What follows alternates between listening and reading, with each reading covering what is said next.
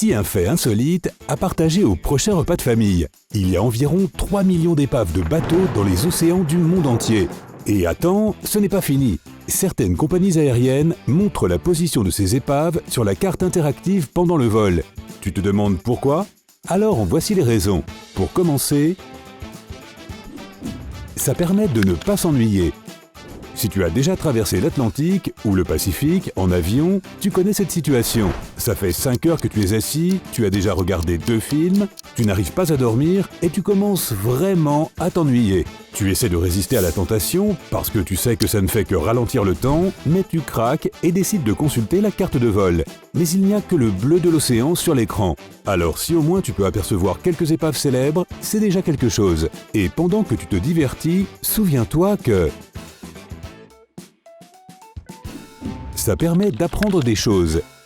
Ces épaves font partie de l'histoire. Prends le Titanic par exemple. C'est probablement le naufrage le plus connu de tous les temps. On trouve constamment de nouvelles preuves et théories sur ce qui a fait couler ce géant des mers il y a plus d'un siècle. Mais le Titanic n'est pas le seul à reposer au fond de l'océan, puisque près d'un quart de toutes les épaves se trouvent dans l'océan Atlantique Nord. Outre l'emplacement et le nom de ces navires, l'année de leur naufrage est également indiquée. Le Titanic a sombré en 1912, une date qui sera gravée dans ton esprit si tu la regardes sur un écran assez longtemps. Parce qu'on dispose de la technologie pour le faire.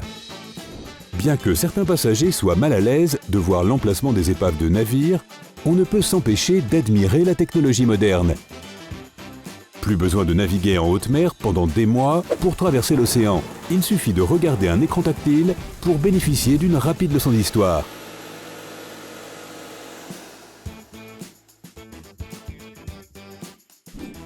C'est important.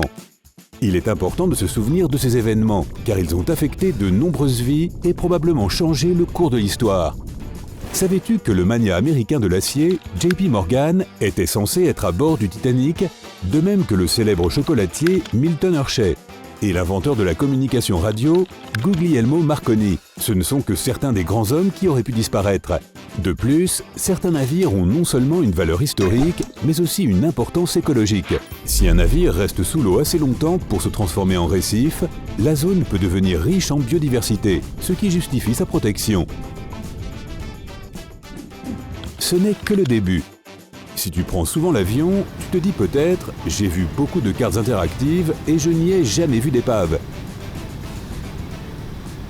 C'est vrai, cette pratique est de moins en moins courante, probablement parce que malgré toutes les raisons précédemment citées, les passagers ne veulent tout simplement pas qu'on leur rappelle des catastrophes, et particulièrement des désastres maritimes vieux de plusieurs siècles. C'est pourquoi les compagnies aériennes prévoient d'inclure dans leurs cartes davantage de sites naturels, volcans sous-marins, fosses océaniques, plaques tectoniques, des possibilités infinies d'apprendre. Sur ce, jetons un coup d'œil à quelques épaves célèbres que tu pourrais avoir l'occasion de voir à 10 700 mètres d'altitude. L'épave du Belitung. L'île de Belitung se trouve en Indonésie et un pêcheur est tombé par hasard sur cette mine d'or. Diamants, saphirs et rubis, le genre de trésor qui transformerait les yeux de n'importe qui en symbole de dollars. De plus, ce navire est entré dans l'histoire pour avoir transporté la coupe en or la plus massive jamais découverte. Sa valeur totale est estimée à 80 millions de dollars. SS Central America. Ce navire était aussi connu sous le nom de navire d'or, à juste titre puisqu'il transportait 15 tonnes de ce matériau. Il a coulé près de la côte des Carolines à cause d'un ouragan en 1857, mais il n'a été retrouvé qu'en 1988. Tout l'or récupéré a été évalué entre 100 et 150 millions de dollars. Et écoute ça, 92% de ce montant a été donné à l'équipe qui l'a découvert. Félicitations au groupe de l'Ohio Columbus America Discovery. Les trésors d'Antikythera. La toute première expédition pour trouver un navire englouti a été réalisée par des plongeurs grecs en 1900. L'épave était remplie de verre, de poteries et de statues. Mais la découverte la plus importante a eu lieu en 1976, lorsqu'ils ont réalisé que le navire transportait également le premier ordinateur analogique au monde. Les scientifiques se creusent encore les méninges sur cette machine. Sa valeur se situe entre 120 et 160 millions de dollars. Le Titanic. Beaucoup de passagers du Titanic étaient très riches. La collection d'or, d'argent, de diamants et d'objets précieux que le navire transportait est supérieure à 300 millions de dollars. Mais qu'est-il advenu de ces objets lorsqu'ils ont été trouvés? Beaucoup d'entre eux sont exposés dans les musées du monde entier et d'autres ont été vendus aux enchères à des acheteurs privés. Les dernières enchères ont eu lieu en 2012 et 2015 pour un montant de 189 millions de dollars. Mais ce n'est toujours pas le record. Le Ouidagali. Transportant une valeur de 400 millions de dollars, ce navire a été capturé par un pirate. Le nom Black Sam Bellamy te dit quelque chose? Indice, c'était l'un des pirates les plus riches qui ait jamais vécu. Le navire a coulé en 1717, mais n'a été découvert qu'en 1984. Des artefacts précieux sont encore en cours de récupération, notamment des bijoux, des canons et des pièces de monnaie. Nuestra Señora de Atocha. L'Atocha a sombré au large de la côte des Florida Keys en 1622. Quand il a été découvert en 1985, il contenait des tonnes d'émeraudes Muso, les meilleures au monde, ainsi que des bijoux, de l'argent et de l'or. Il faut dire que son poids n'a pas joué en sa faveur. Il a fallu plusieurs mois pour tout charger avant le départ. 75% de ces 450 millions de dollars ont été attribués à la personne qui l'a trouvé. L'épave du Salcombe. L'une des découvertes les plus récentes a eu lieu en 2010 et la valeur totale est toujours en cours d'évaluation. Coulé entre 890 et 1120, l'importance historique du navire l'emporte de loin sur ses trésors. Le Salcombe est la preuve qu'un commerce a eu lieu entre la Grande-Bretagne et l'Europe à cette époque. L'épave de Luluburun est maintenant l'une des plus anciennes épaves au monde.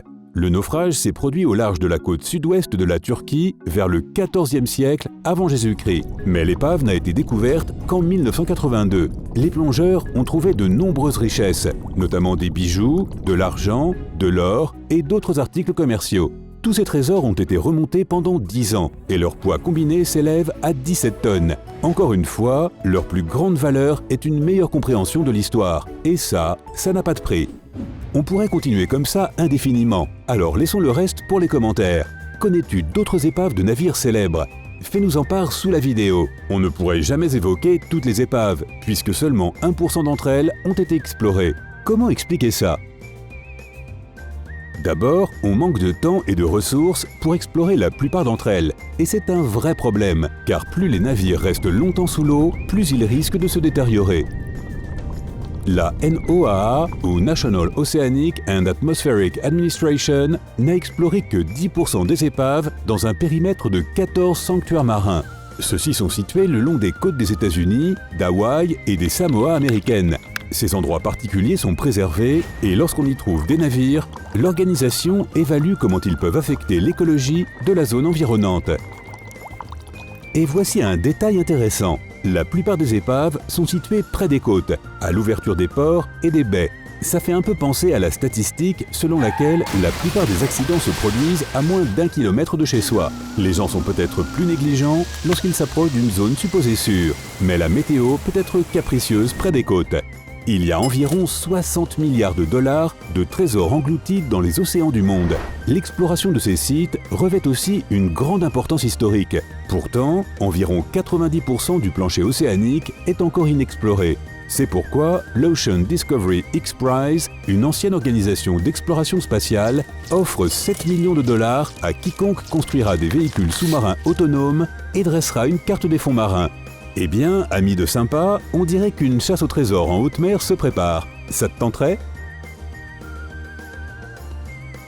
Si tu as appris quelque chose de nouveau aujourd'hui, mets un j'aime à cette vidéo et partage-la avec tes amis. Et voici d'autres vidéos que tu vas sûrement apprécier. Clique sur celle de gauche ou de droite et prends la vie côté sympa.